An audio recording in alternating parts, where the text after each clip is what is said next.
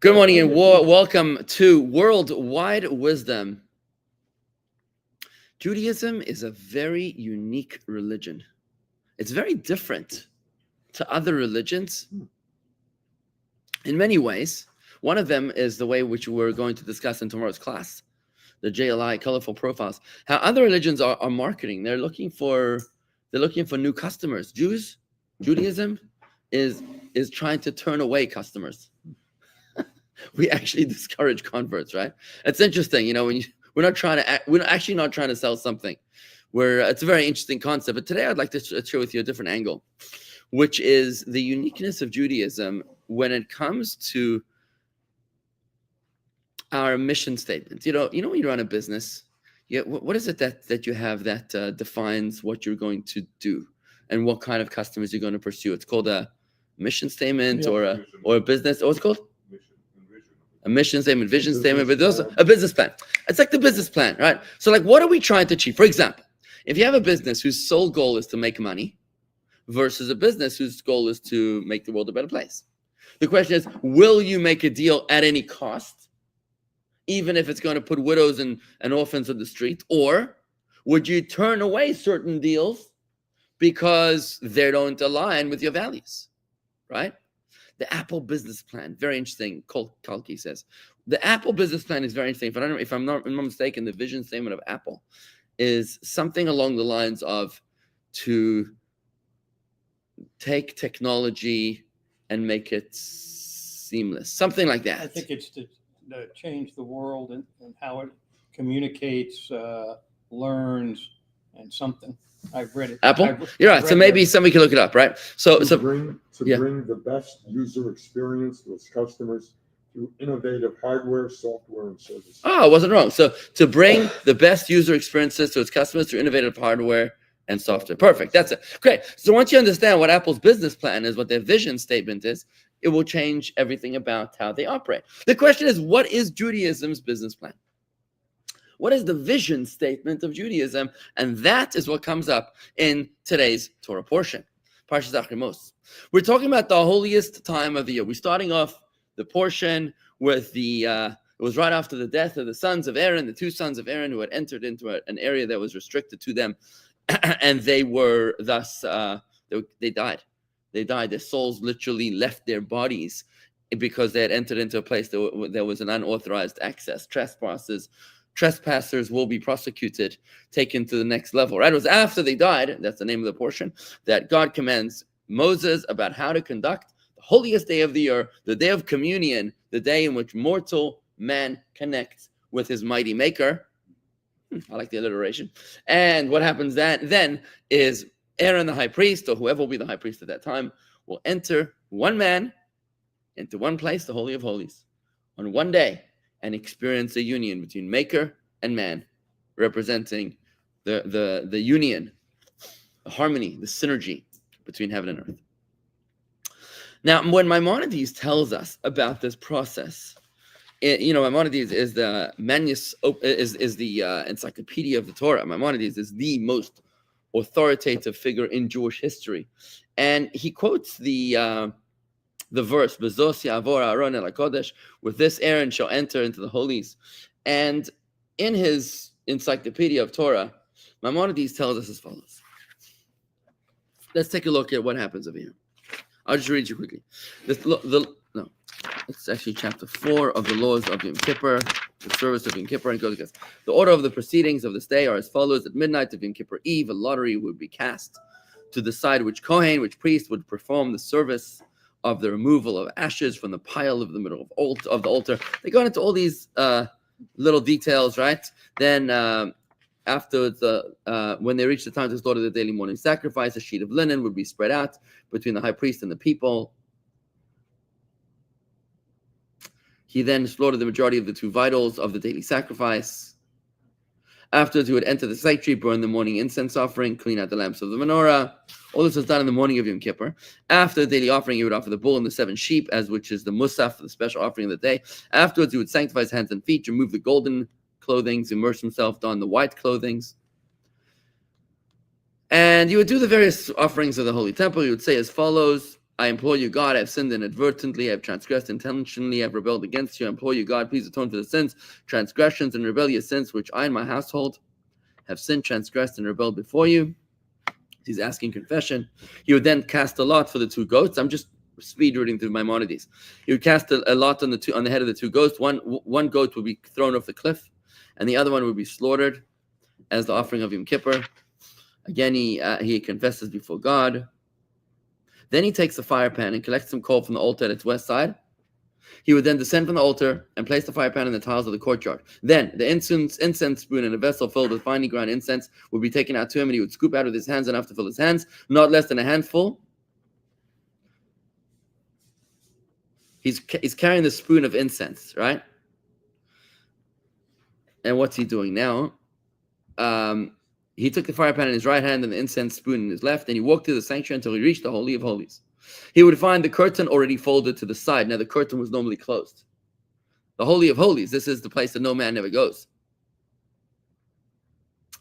So that he wouldn't need to open it because the fire pan was in his hand. Thus, he entered the Holy of Holies until he reached the ark. Once he reached the ark, this is the most dramatic moment of the year. He would place the fire pan between the ark's two rods. Remember, there was two rods with which to carry the ark. During the Second Temple period, when there was no ark in the Holy of Holies, it was just the stone of foundation, he would place it on the foundation stone. He would then grasp onto the incense spoon with his fingertips or his teeth and pour the incense back into his cupped hands with his thumbs. I mean, this is a little technical. He then piled incense on the coals and situated in the inner part of the fire pan so that it should be closer to the ark. He would wait there until the chamber filled up with smoke, the smoke of the incense. Then exited while walking backwards at a slow pace, his face towards the Holy of Holies and back towards the sanctuary until he exited from beyond the curtain. He would then pray a short prayer while in the sanctuary. A short prayer. Why a short prayer? In order not to frighten the people, because nobody can see what he's doing. He's in a secret, like a private place. For if he would lengthen his prayer, they might say that he died in the sanctuary, because a lot of high priests actually died in the sanctuary when they were unworthy of being in such a holy place in the days of the Greeks. You know, the Hanukkah story. Before the Hanukkah story, there were many Greeks that would purchase, Jews that would purchase the right to be the high priest, and they were unworthy. They would purchase it from the Greeks. He would pray as follows: "May it be, O Lord my God, that if this year was a dry year, it should instead be one of pleasant weather, and the authority should not be removed from the tribe of Judah, and your people, the house of Israel, should not be needy for their assistance, and the prayers of the travelers should not be accepted." Travelers who pray that it shouldn't rain, don't listen to them before you. At the time set for the offering the incense in the Holy of Holies, the entire Jewish nation would withdraw, but only from the sanctuary. They would not withdraw from the area between the antechamber and the altar. Okay, he does a few other things. And then, afterwards, upon concluding the Yom Kippur service, he sanctifies his hands and feet, removes the golden vestments, dons his own personal clothes, and leaves for home. The entire nation escorts him to his house. Can you imagine? The entire nation escorts him home. He would make a festive day of celebration for having emerged from the Holy of Holies peacefully. And this is how Maimonides concludes the laws of the service of the high priest on Yom Kippur. Now, we actually read about this at great length on Yom Kippur in the Musaf prayer. When we read, after Yizkor and Yom Kippur, some people leave the shul, but for those that stay, you actually get to really experience all the nuances and details of what actually would happen in the Holy of Holies and in the temple, really, during Yom Kippur day. So it's really nice. You sit in shul and you just follow along in English. It's really nice.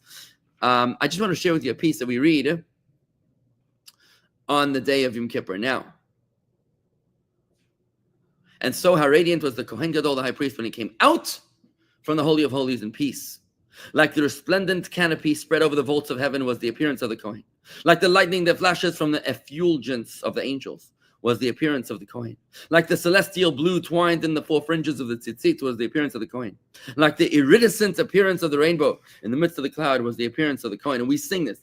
And we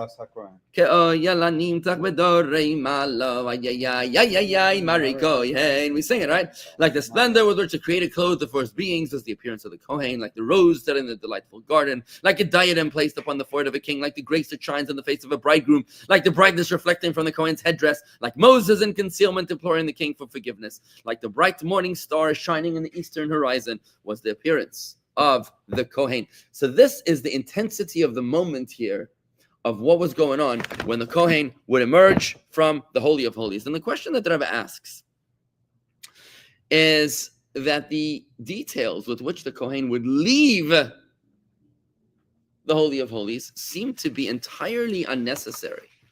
They seem to be purely logistical. Okay, so he went home. Fine. When the Torah gives us the Torah commands us, for example, think of another. Let's say that there's the commandment to offer the Paschal lamb. You have to offer a Paschal lamb, and you have to eat it on the night of Passover.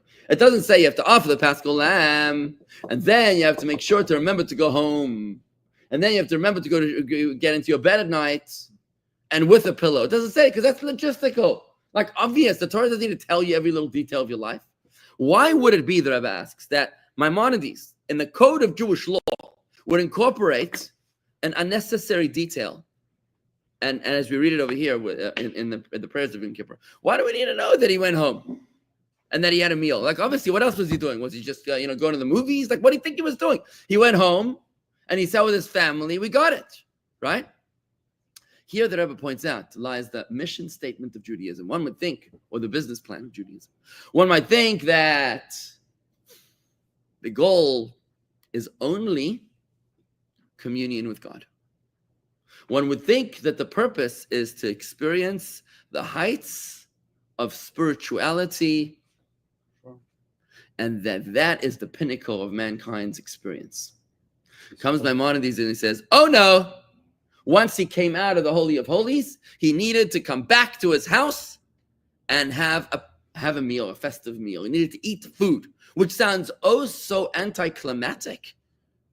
What do you mean he had to eat food? Seriously, you just experienced the heights of meditation and spirituality, and now we're worrying about the kishka and the herring and the schmaltz herring and what kind of gefilte fish. Was it with black pepper? Was it without black pepper? Was it the gefilte fish sugar-free? I mean, was he on diet or was he not on diet? And who cares? The guy just came out of heaven.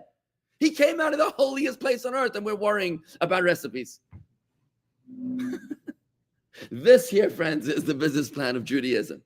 The Rebbe even points out that, for the high priest to be able to be qualified to be nominated as high priest, he needed to actually have a very interesting qualification. He needed to be married.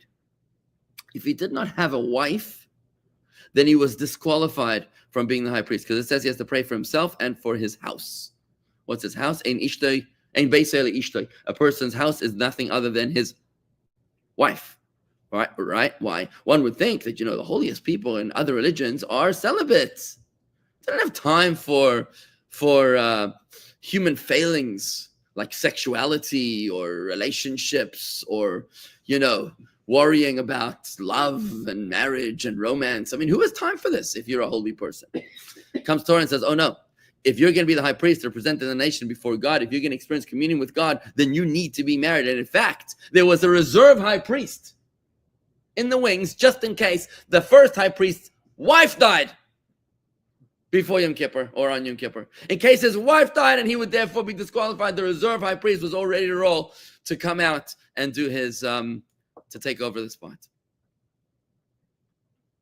Herein lies the business plan of Judaism. Yes, we're supposed to reach the highest of heights. But the point is not to reach the highest of spiritual heights alone. The purpose is to bring the highest of those spiritual heights and to channel them into a life in this physical world. There's a very interesting debate in Jewish theology between Maimonides, Rambam that we just read, and Nachmanides, Ramban. They both lived like in the 900 years ago. The question is what is the ultimate reward for a Jew? What is the ultimate reward for a Jew for his service as a Jew? According to Maimonides, the purpose is that when we die, we go up to heaven. After we go up to heaven, Mashiach comes and we come down to this world as a physical resurrection of the dead. All agree to that. But after we have a physical resurrection of the dead, we slowly will sublimate into spiritual beings, and that spiritual existence is the purpose of it all. Nachmanides disagrees, and he says we will never become spiritual beings. We're only spiritual beings temporarily. When we die, divesting of a body, we go up to heaven. We're in a waiting room, waiting for Mashiach for the resurrection of the dead, because the ultimate purpose of it all is a physical existence in a world in which we're embodied in physical bodies, where there's food and there's drink and there's marriage and there's relationships and there's childbirth. right? So the question is the ultimate purpose of it all a spiritual existence, Maimonides, or is it a physical existence, Nachmanides? The Rebbe points out that actually the law is consistent with Nachmanides and not Maimonides. And in fact, the Rebbe says something very, very interesting. He says that after he died, it's very interesting. After he died, Maimonides changed his mind. I'm not sure how you can prove that, but that's what the Rebbe said. That Maimonides changed his mind, and he concurs with Nachmanides that indeed the ultimate purpose is a physical existence, because to be a Jew is not about escapism, not to escape the physicality of this world, but rather about infusion. It's a very important word. Infusion. To infuse holiness into every single dark and dingy detail of this world. Every place that you go to needs to be sanctified. Every experience needs to be infused with divine awareness. Every relationship, can you imagine every relationship of yours being infused with divine awareness? Yes, you have to go into the Holy of Holies, be like the high priest. You have to reach the highest of spiritual heights. Learn as much Torah as you possibly can. Meditate on that Torah. Take it through the channels of Chabad, Chachma Bina Das, which is the conception of the idea and the understanding of the idea. And then when you meditate on the idea, you become you flaming fire within your heart, where you become spiritually aroused and infused and elevated and sublimated. But don't stay there. Bring it home. Come home like the high priest and have a meal. And now when you sit around the table with your friends and family, now you have a farbrengen and you sing a nigun and you share a thought and you live a life where people say, I want to be like him or her. That's the relationship that I envy. You know, Rabbi Label Wolf is a Kabbalist from Australia. He's a Kabbalist from Australia. He's a beautiful mind, beautiful person. And he's been here many times. He said to me once that the goal of a Chabad rabbi should be to make his community jealous. What does that mean? To make his community jealous of his marriage, of his parenting, of his family, of the way his wife looks at him and how he looks at his wife, of his relationship with his kids. It's a very interesting point, to make the community jealous. What does that mean? The community is coming from a world with different kinds of values. The Chabad rabbi is coming infused with Chabad values, Torah values. The community is coming with Western values infused by great institutions of wisdom and objectivity, like Harvard and like Columbia University and Stanford and other great institutions of fairness and freedom and equality, right? These are the values that are coming to your average American Jew. Right? And the Chabad rabbi is coming with values that are infused by Tomchei Tzmimim, the Rebbe's Yeshiva, and by Rambam and Abaye and Rava and the Baal Shem Tov and the Vilna Gaon, and they come in to bring these most extraordinary Torah values into their lives. And when people say, "Oh my God, I wish my wife would look at me like that.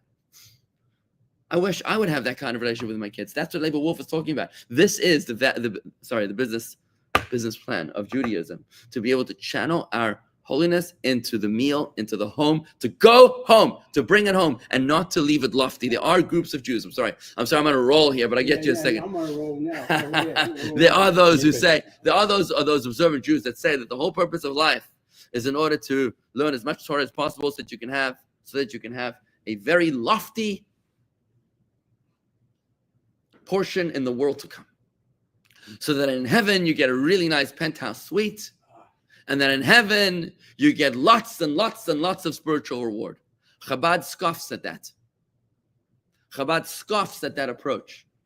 If God wanted you to be spiritually creative, created you an angel. Doesn't want you to be spiritual. He wants this world to be infused with holiness. It's not about escapism, it's about infusion. And this is a huge schism within the Orthodox Jewish community.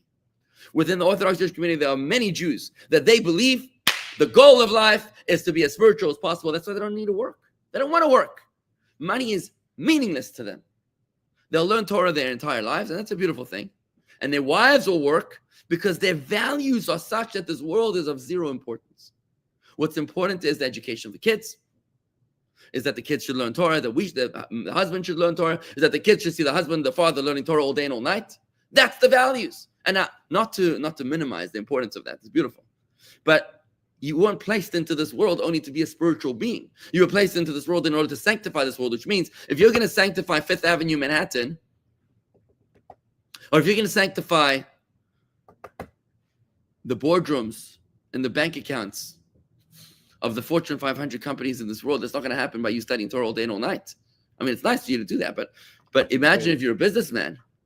Imagine if you're an entrepreneur.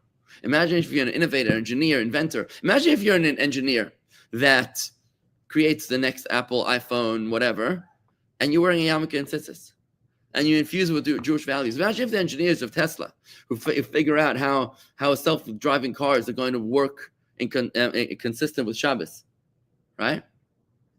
Imagine if that team is a Shabbos observant team, is a God-fearing team. Now what happens is that you're infusing holiness into the most advanced technologies of this world, as opposed to merely trying to escape it. Go ahead.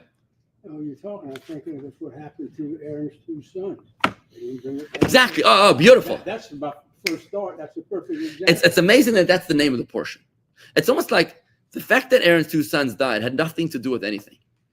Right? It says, and God spoke to Moses, this is the opening of the portion, after the death of the two sons of Aaron, and he told him about the service in the temple for Yom Kippur. It's like, why would you name the whole portion based on an irrelevant, nuanced detail? It's like, Warren, I'm going to talk to you today about the breeding habits of the North Sea turtle after we remove the purple tablecloth. I want to talk to you about that too. And imagine you name the whole chapter purple tablecloths. Like it's got nothing to do with anything. That was a technical detail, right? But you're adeptly pointing out that the nuance here is that it was after the death of the sons of Aaron is exactly trying to introduce to us the business plan of Judaism. Here you had two well-intentioned sons of Aaron.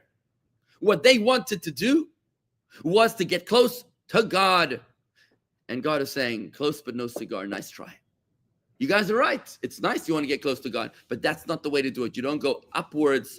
The direction has got to be downwards. The direction has got to be that we draw holiness to this world, not that we erase this world in order to make it a spiritual place. Yes, Andy. You started with the quote from the Parsha that Aaron crossed over Ya'avor el HaKodesh. I didn't say Yavor, I said Bezot Yavo Aharon el Yavo. HaKodesh. With this, Aaron shall enter into the holy. That's what it said. Okay. Bezos is, they were giving term limits to his job because Bezos is 410, which is how long the temple lasted. That's right. That's was very the nice. first example of term limits. Tragic. So I just want to point that out. So the word bezos, with this Aaron shall enter into the holy. The word with this, bezos, has a numerical value of 410, which is the length of the first temple, I think it was, right? The first temple lasted 410 years. We wish it didn't last that long. We wish it lasted longer, but hey, I guess our goal is that it was destroyed so we could rebuild it better, bigger and better, and forever.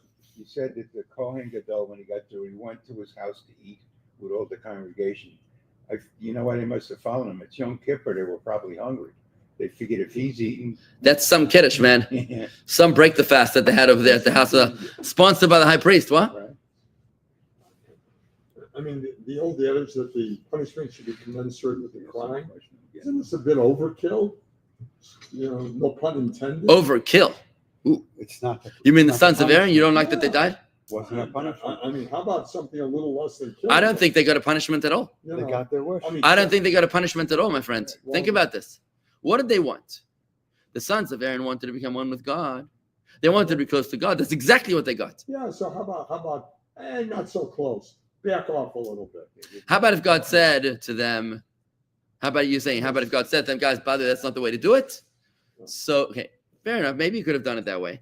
But I want you to know that you'll see this recurring theme in Torah. A recurring theme in Torah. We have people that try to jump the fence. They try to get too close to God when they shouldn't, when they should stay afar. Just to give a quick example. So, for example, the generation that wanted to stay in the desert, right? Why did they want to stay in the desert? Because they said, here we're close to God. In the land of Israel, we're going to have to work. By the sweat of our brow shall we eat bread. Here we got miraculous bread from God. We want to stay. So what does God say? I'm going to kill you all. That's what he says. I'm going to kill you all in the desert. Not that they were punished, but he said, look, if that's what you want, fine, I'll give it to you. You want to be close to me, fine. So you'll just die a spiritual life. You'll live a spiritual life, and you'll just die here being useless in terms of the physical world, but that's what you're going to get. And the next generation went into the land. If you think about what Korach, the rebellion against Moses, what they wanted to do was escapism versus infusion. Think about what Christianity is. Christianity is a breakoff of Judaism, right? Christianity is a breakoff of Judaism and Islam too, by the way. Islam also. These two religions are religions that speak of, not of infusing holiness into this world, but of separating from this world. That's what the priests celebrate, and the Muslims they aspire for jihad, because they believe that killing themselves and others, right, is where they're going to find the 72 whatever, right, is how they're going to find their holiness is in the next world. They emphasize the next world and underplay the value of this world. Judaism is a profound rejection of death. You walk into a church and you see the guy who's nailed to the plus sign. It's a rejection right? of death, and yet here they get the ultimate punishment. I mean, Moses hits the rock. God doesn't kill Moses. Moses hits the rock. Give you a punishment. Hang on. What does Moses hitting the rock got to do with anything? I'm sorry. How does Moses hitting the rock connect? When you commit an indiscretion. Not all there's a indiscretions are the punishment. same, sir. I didn't know exactly my point. Moses how hitting the was- rock. how was Why that- did Moses hit the rock? He was trying to defend the people. No, it wasn't. Yeah, he was wanted. taking credit. No. Yeah, Moses yeah, hitting yeah. Moses hitting the rock was because I know this is a long-standing debate you and I have, that Moses hitting the rock. Sorry, I just squashed my finger now. Moses hitting the rock, which might have been a lesson. Maybe there was a spiritual lesson there. You're supposed to feel pain. You were brought back down to earth. Yeah, I sort of like drew myself down into this world, like just in case I was You were floating. about to aspire. I just felt my fingernail Moses hard. was taking credit for something that God was doing. No, I think the way that Rashi explains it, and there's multiple layers of interpretation, there are. But according to Rashi, had the rock miraculously listened to Moses, then what would have happened was that God would have had an accusation against the Jews. If the rock, which has no reward, no punishment, listens to me, how much more so should the Jews who do have reward and punishment listen to me? And if you don't, shame on you. And that's why Moses says, I don't want that God should have another accusation against my people. Therefore, I'm going to hit the rock, and therefore God will say, just like the rock which has no reward and punishment will only listen when motivated. The Jewish people only listen when motivated. He was defending his people. He was throwing himself under the bus. That's another interesting discussion. It's a big farbrengen. You know what, Rob? That is, honestly, it's a farbrengen. You and I need to sit down. We have a nice farbrengen. I'd love to schedule with you. And we're moving our men's club into farbrengen mode next year, God willing, next season. So we're going to have farbrengens. We're going to talk about it. And I'd love you to, if you don't mind, the way to make these farbrengens work. In order for these farbrengens to work, it's got to be the model we have around this round table. It's got to be a model where it's not a sermon, where the rabbi is like just talking. It's got to be that you are provoking with questions and commentary, and that's what's going to make it a meaningful, a magnificent farbrengen. So I want to just remind you, when we do those, you should have this in mind. Anyways, bottom line is, friends, yeah. And one other question. Yeah. When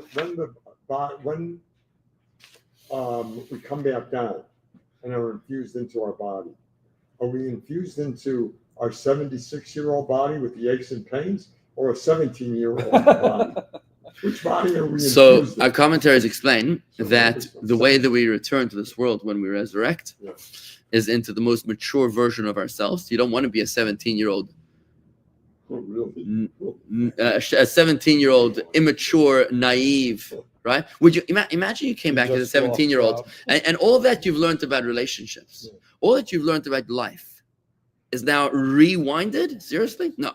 You want to return as the most mature version of yourself, but without sickness, without illness.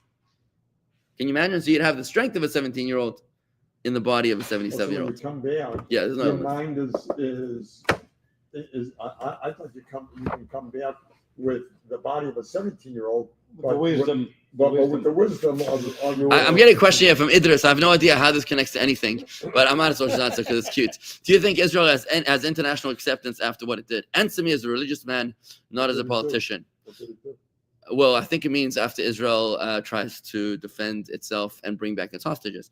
I think that Israel made an announcement yesterday at the Security Council meeting, they said that the mobilization of reservists, and they called up my own family member this morning and last night, I think it was this morning, and what their goal right now in the war is to take back Gaza. They're going to fully take back Gaza with remaining a permanent military presence. They finally come to realize the insane error that they made by giving away Gaza. By the two-state solution is the definition of insanity. Now, one thing which we've learned, Idris, in the past 18 months or so, is that the opinion of the world is utterly, it's not only useless, it's actually malicious. That's what we've learned. Yep. We've learned that the opinion of the world is not just useless, it's malicious. And therefore, when your enemy tells you that you're doing something wrong, keep it up. Will they do the same thing with Judea and Samaria? Oh, so there was an American general actually in Judea and Samaria this week, and he surveyed the land, and he said that Israel needs to annex all of Judea and Samaria And the West Bank.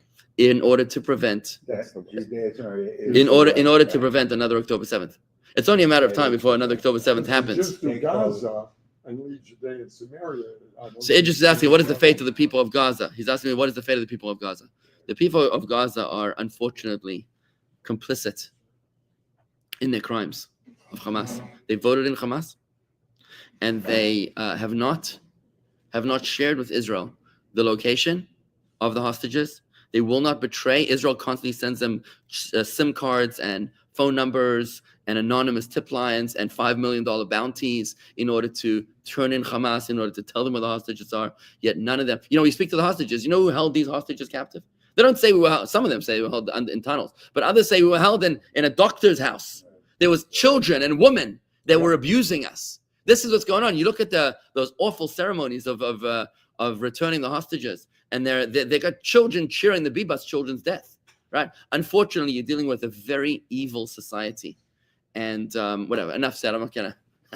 My point is, just to wrap up the conversation here, I was going to say this: that the goal of the business plan of Judaism is to make this world a holy place.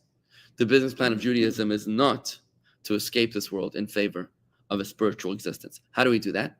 We do that by being a light unto the nations. We do that by showing the world. Let's move into terms of the war. We do that by showing the world that we're not apologizing for having survived 2,000 years of international hatred and persecution. We're not apologizing for having survived October 7th. We're not apologizing for having survived the Holocaust. We're not apologizing for having our own homeland. We are God's chosen people, and this is our God-given land. When we are embarrassed about being chosen, when we're embarrassed about the land that God gave us, then we're actually insulting God, and we're violating our own mission statement, our own business plan. But our plan is to make this world a holy place. How do we do that? The world respects Jews who respect themselves, and the world has zero respect for Jews who don't respect themselves. Jews who behave like Gentiles. Jews who try to appease the Gentiles by showing how much they care about the poor, innocent, peace-loving Palestinians. All that the Palestinians want is their own land, right? That's all they want. Why can't we give it to them? Cry these pathetic Jews who are trying to win the love and the sympathy of the world. They're never going to get it. They're never going to get it. It's not going to happen. It's only when we respect ourselves. It's only when we stand strong. It's only when we stand up for what we believe in. It's only when we have the courage to not listen to the malicious hatred of the nations of the world. When we say to the world, you're not going to shut down our airspace. We're going to send Yemen back to the Stone Age. And we're not going to let Iran hide behind all these proxies. We're going to do what we have to do with or without Washington. God willing, Israel should have the strength to stand on its own 2 feet, instead of needing to rely on the approval of the nations of the world. Because if we look at the track record of history, that didn't go too well for us. Thank you very much, everybody. Have a great day. That's the truest words I've heard yet. I got one observation.